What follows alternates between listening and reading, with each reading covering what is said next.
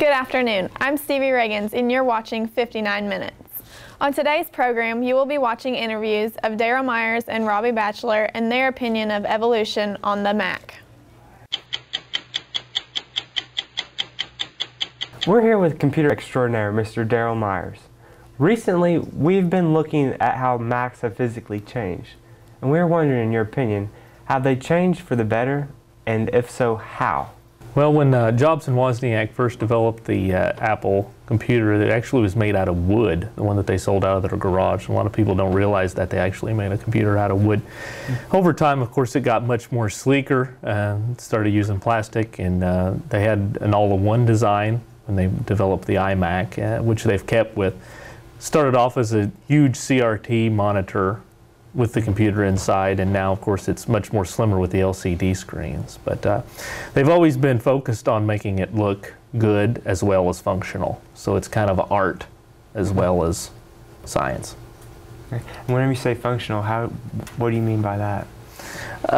The operating system, making sure all of the programs work well together. One thing about the Mac OS that's different from Windows is, you have to be licensed to actually develop a program for Apple, so they can make sure that everything is tested to a T, that it actually works.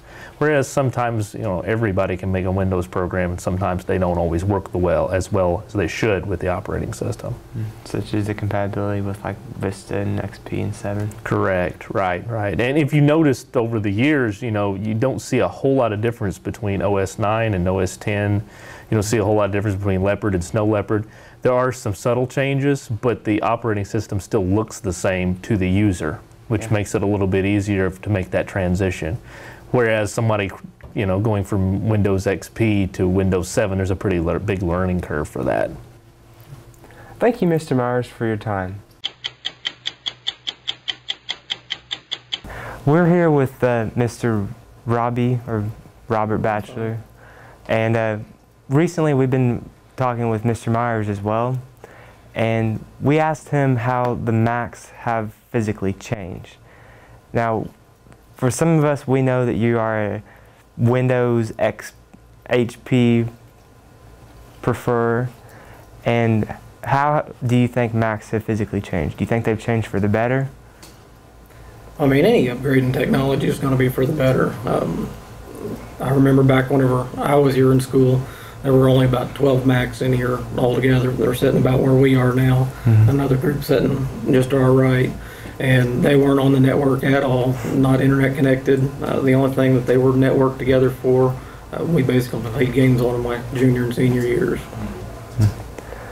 Do you think that the software inside of it has changed a lot as well? As far as the Mac operating system, I've really not messed with the new version of it. Just a couple of the setting changes on one of them in the elementary that they do have running. But for the most part, I like the Windows operating side a lot better than the Mac.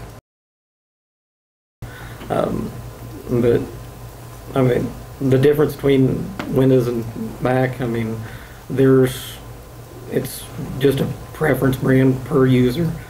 Some people like Coke, some people like Pepsi. So. And would you agree that Macs have actually streamlined their system in a way? Made it compacter? I mean, there can be some advantage to everything being all-in-one. There can be some disadvantages. I've saw it both ways. I've saw touchscreen PCs that things have happened with them, and I'm assuming the same thing could happen with the Mac. I mean, it's technology, it can break. So. Yeah. Okay, well, thank you very much for your time.